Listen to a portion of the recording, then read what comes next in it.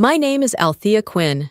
I was standing near the back of the wedding hall, barely visible in the sea of silk gowns and designer tuxedos. I wasn't there for the ceremony. I wasn't there for sentiment. I was there to see how far silence could echo. It was my sister's big day, and I wasn't even listed on the program. The place card at my table had my name misspelled. Alicia Quim. A typo that said everything about how much they cared. Alyssa had always been the golden child, the charming one, the one who made family photo albums while I quietly disappeared from the frame. The first time I laid eyes on Franklin Hale, her new father-in-law, he looked straight through me. Didn't shake my hand. Didn't ask a question. His eyes skimmed over me like I was a server who'd wandered too close. To him, I was no one worth noticing. Until the moment came. The MC raised his glass and smiled toward the center table. And now, a special thank you to the strategic partner whose investment made this merger and this wedding possible. Please join me in welcoming Ms. Althea Quinn. Franklin Hale turned. His face drained of color. The glass slipped from his hand and shattered on the marble floor. I didn't move. I didn't smile. I just looked him in the eye and said, "You missed your handshake earlier." Growing up, I learned early that love in our house came with conditions. Our parents weren't cruel. They just measured affection by charm, not consistency. And Alyssa, my younger sister, had charm in abundance. She smiled on cue, told people what they wanted to hear, and turned every mistake into a performance worth clapping for. I was the quiet one, the one who read the fine print, who noticed when the checkbook didn't balance, who asked uncomfortable questions at the dinner table. They said I was difficult. I was 11 when I realized they had stopped expecting me to be part of the story. School awards, debate competitions, early college credits. I'd bring home certificates, and they'd be left on the kitchen counter beneath junk mail and expired coupons. Alyssa, meanwhile, got a cake for passing algebra. It didn't bother me at first. I figured I was just built different. But when I turned 17 and no one showed up to the scholarship dinner the school invited my parents to, that silence settled deep. I stopped inviting them after that. College was my way out, but I paid for it myself. Pell Grants, night shifts, tutoring spoiled freshmen who couldn't bother to read their syllabi. I didn't complain. I calculated. The last time I saw my family before the wedding was over a decade ago. Alyssa had just landed a marketing internship through some extended cousin's connection. At dinner, my mother had smiled sweetly and said, "Maybe you should try something like that, Althea. Something more realistic than international logistics. You're good with spreadsheets, aren't you?" I remember nodding and excusing myself early. I walked out into the cold and promised I would never again ask for a seat at a table I had to justify being at. They didn't chase me. They never did. People talk a lot about estrangement, like it's a one-time break. But in my case, it was a slow fade. I sent fewer birthday cards. They stopped inviting me to Thanksgiving. Alyssa moved up. PR assistant, then coordinator, then some flashy title at a startup. I watched it all through LinkedIn and email forwards from bored college friends. She was always front and center. I was always not. They didn't ask what I was doing, and I didn't offer. It was cleaner that way. But I never stopped building. While Alyssa crafted social posts about Office Bagel Fridays, I was learning how to reroute a failing shipping line through the Panama Canal during a labor strike. I learned how to negotiate fuel contracts during volatile markets. I learned how to turn bankrupt shipping startups into profitable mid-sized companies in under 2 years. No one in my family knew that by the time I was 35, I had founded Marin Ventures, or that I had offices in Boston, Singapore, and Rotterdam, or that my firm had recently acquired a 48% controlling interest in Hale Marine, the very company Franklin Hale had spent 2 decades building. They didn't ask, and I didn't tell. They thought I had vanished. But I hadn't gone anywhere. I had just stopped answering to people who never really saw me in the first place. No one ever asked me how I survived after leaving home. No one asked where I lived, who helped me, or if I ever got sick alone. That's the thing about being invisible in your own family. You learn to stop expecting questions and start building answers. I moved to Baltimore after college. Not glamorous, but close to the port. That mattered.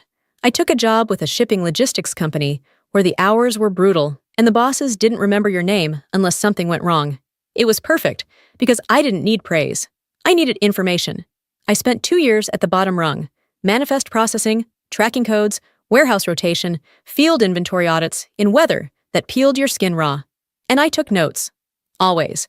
On systems, inefficiencies, union interactions, client loopholes.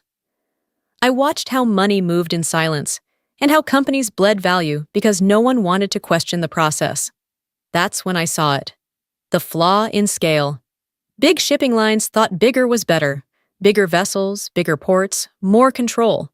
But it made them clumsy, vulnerable. So I took everything I learned, drained every cent I had, and started Marin Ventures out of a rented one-bedroom apartment in a building that smelled like bleach and roaches. My first client was a desperate small operator out of Nova Scotia who'd just lost a major contract after an ice season delay. I rebuilt his routing system using data from weather models and optimized turnaround times. He tripled capacity in 9 months. He told 2 friends, and they told 2 more. By 32, I had 5 clients. By 36, I had 2 offices and was quietly acquiring distressed logistics companies that the giants had written off as unsalvageable. The turning point was Kelston Freight, a family-owned company with mismanaged cash flow, but an exceptional South American cargo lane.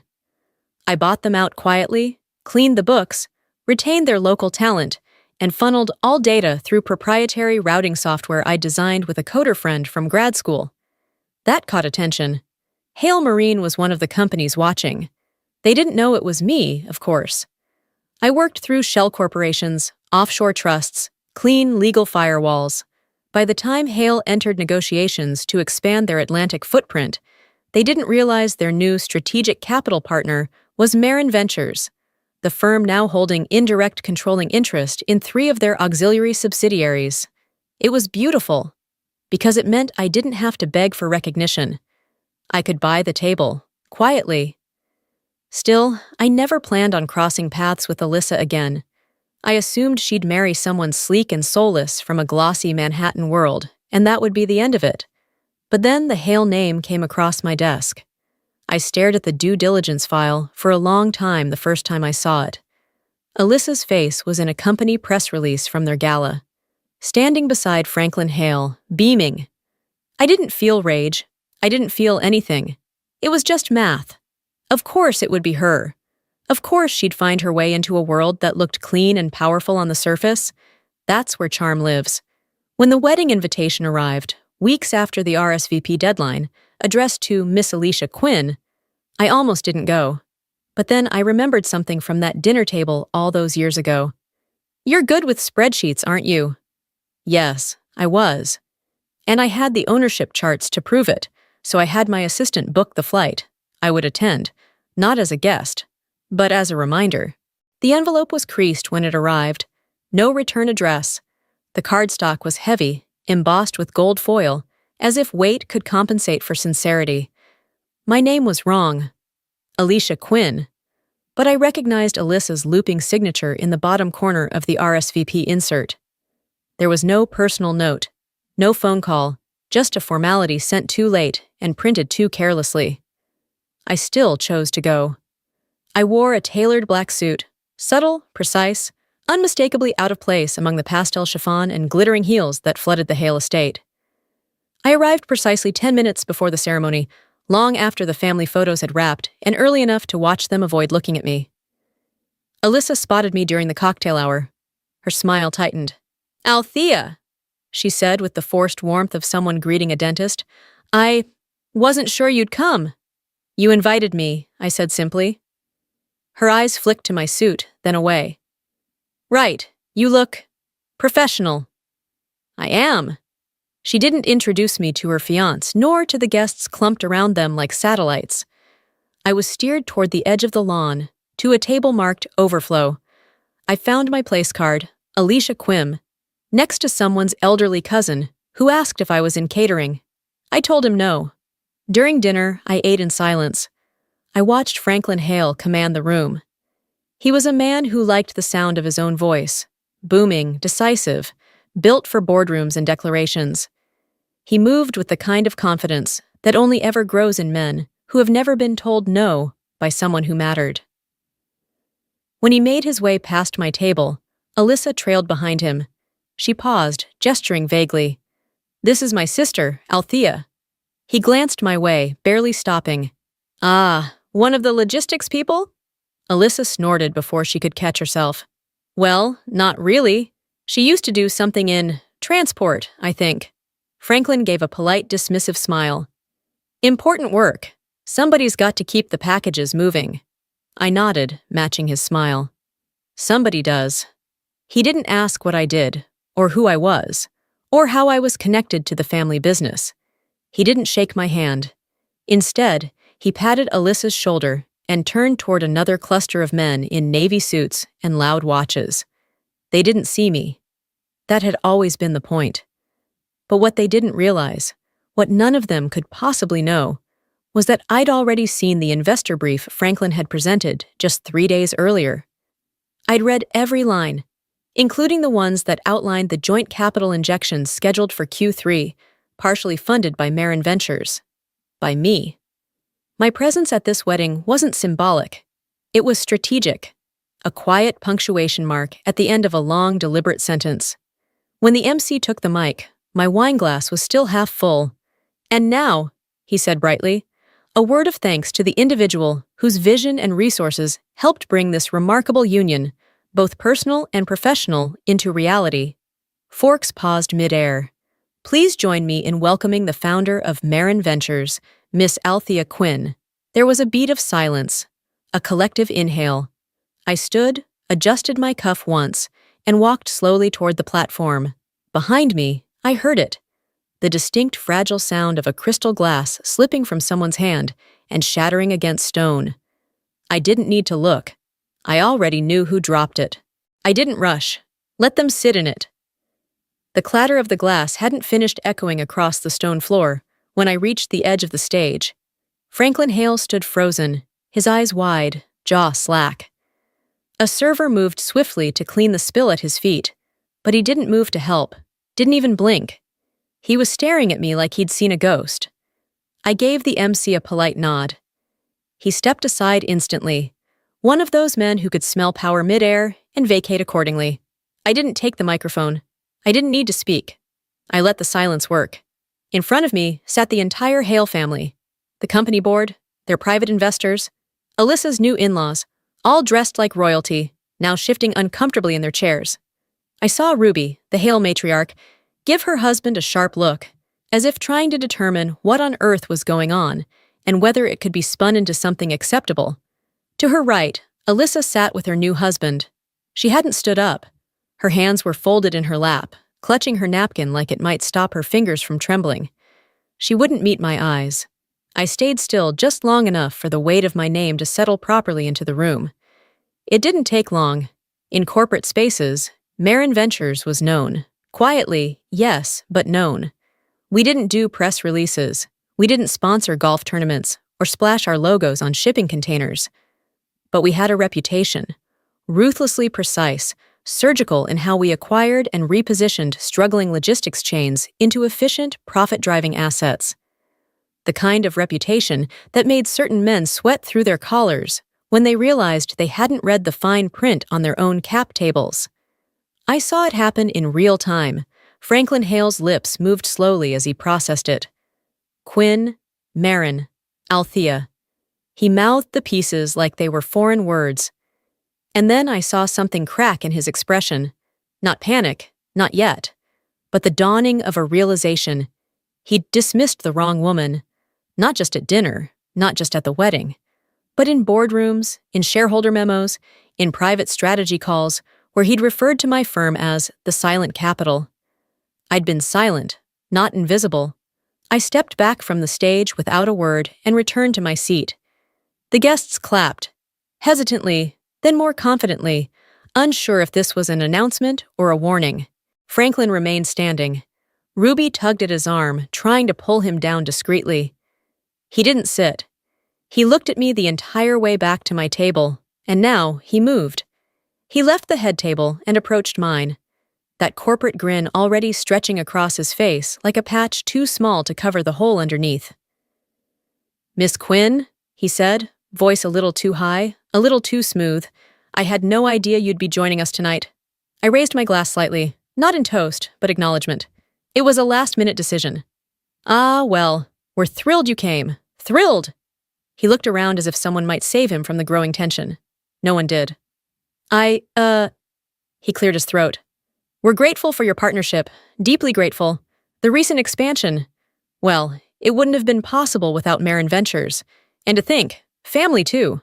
That's just the cherry on top." I tilted my head. "Is that what I am now? Family?" He smiled, but it wavered. "Of course." I didn't blink.